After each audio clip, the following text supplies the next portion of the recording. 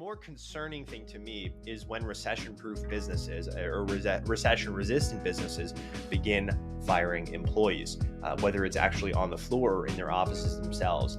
And what we are witnessing right now is just that. So Walmart has already laid off thousands of employees this year. And of course, Walmart is the largest private employer in the United States. But it's very concerning when this recession-resistant business, where do people go, right, during a recession when they're downscaling their spending, right? The largest department store chain in America, they begin buying their groceries there instead of the actual grocery store, right? They're trying to cut back on costs. They go to these lower cost retailers like Walmart, and it's the largest private employer in America, as I said. But it shows you the severity of this economic downturn when even a recession-proof business that sees this huge influx of customers during recessions is firing people, right? That's very concerning. U.S. taxi service Lyft will see more job cuts as a part of a cost-cutting measure. A Wall Street Journal report said that over 4,000 employees, or 30% of Lyft's workforce, are likely to lose their jobs in the coming few months. The decision to cut jobs comes just weeks after its new CEO said that the company was not for sale. The company already had a round of layoffs in November last year when it laid off 683 employees. The reports of fresh layoffs pushed Lyft's shares higher by 4%. However, compared to its bigger competitor, Uber, Lyft has struggled. Not only is the firm's stock down 11% this year, Lyft has lost its market share after the lows of the pandemic-era restrictions. First developing tonight, it's happened again. Tyson Foods now saying it will be laying off even more staff. Good evening. I'm Alexandra Burnley. And I'm Darren Bobb. It comes just a month after announcing the closure of the Van Buren plant. This time, roles in senior leadership and corporate positions will be cut. 5 News reporter Michael Wilson is here now with exactly how many jobs are expected to be eliminated. In a memo sent out to employees obtained by 5 News, it doesn't give an exact number of how many staff members will be laid off, but it does give a percentage, and this could be a sign of what's to come. Looks like Tyson is really kind of reorganizing its senior and corporate leadership team. And in doing so, the company is cutting 15% of senior leadership and 10% of corporate roles. These recent efforts have been all about driving efficiency and avoiding duplication. Lance Turner is with our content partner, Arkansas Business. He says the roles being cut speak to the company's current profit margin. First quarter earnings report that was really disappointing. Profit down 71%. Tyson's looking hard at its operational efficiencies.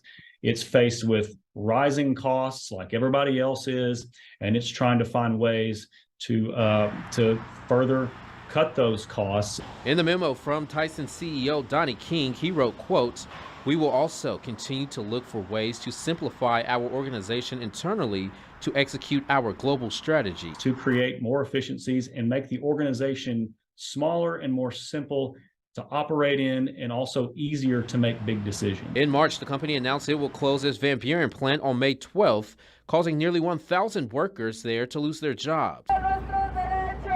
And last October, Tyson asked all corporate employees to move to Arkansas. Moved from far away to Northwest Arkansas, and now you're on the end of these cuts. That's a tough thing. And we know that this week Tyson will be meeting with those staff members who will be losing their jobs. In Springdale, covering news where you live, Michael Wilson. In other developments, and Amazon is starting a massive round of layoffs. The company has reportedly begun laying off members of its human resources and cloud computing division. The move is part of previously announced job cuts that are expected to impact up to 9,000 employees. This roundoff of layoffs follows the thousands of job cuts that took place earlier this year and last November. Now time for today's trending tickers. We're watching shares of JetBlue. The airline giant's adjusted loss per share came in smaller than expected, and it posted record revenue as it continues to see strong demand. The company is forecasting a profit for the second quarter as it expects robust summer travel. Despite operational challenges, the stock there up about 1%. Also watching shares of Gap as well. Those are off more than 5% here. The retailer is set to cut hundreds of corporate roles in a new round of layoffs. That's according to reporting from the Wall Street Journal. This comes after the company eliminated a large number of workers this fall.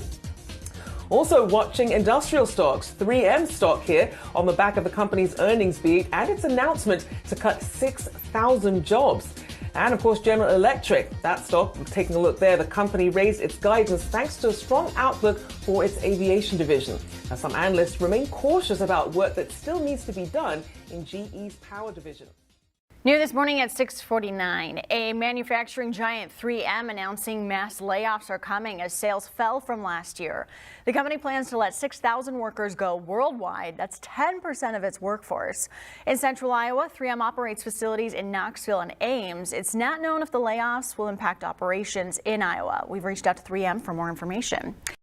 Tonight, Bed Bath & Beyond, the home goods retailer famous for those big blue 20% off coupons, is closing its doors for good, telling customers we've made the difficult decision to begin winding down our operations. It's a good store. We're all going to miss it.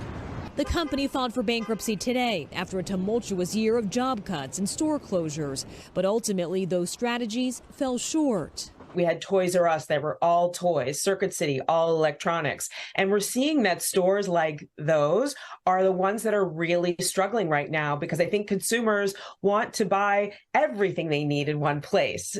For more than 5 decades, Bed Bath & Beyond became the go-to store for linens to pots and pans. The brand even found its way into the fabric of pop culture. Whoa. The new bath mats are in. But online giants like Amazon changed consumer habits, testing Bed Bath & Beyond's business model. This is called offline shopping. It's like online shopping, but in real life. In an interview with the Wall Street Journal, co-founder Warren Eisenberg admitted we missed a boat on the internet. Since the beginning of the year, other well-known retailers, including Party City and David's Bridal, have also filed for bankruptcy. What do you think that this is signaling right now, and can we expect this list to grow? I personally don't think that brick and mortar is dead, but I do think that retailers really need to excel in every way that shopping is available. So brick and mortar, online, and then maybe even things like live shopping. As Bed Bath & Beyond begins liquidating its assets, customers can expect some big sales. 360 stores will remain open for now.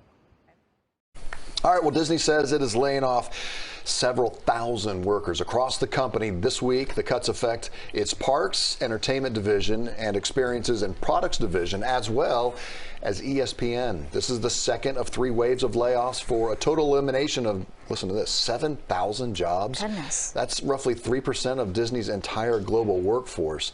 And Chief Executive Bob Iger says the goal is to save about $5.5 billion in costs, and he also says shareholders should start receiving those big dividend payments in February after a pandemic suspension.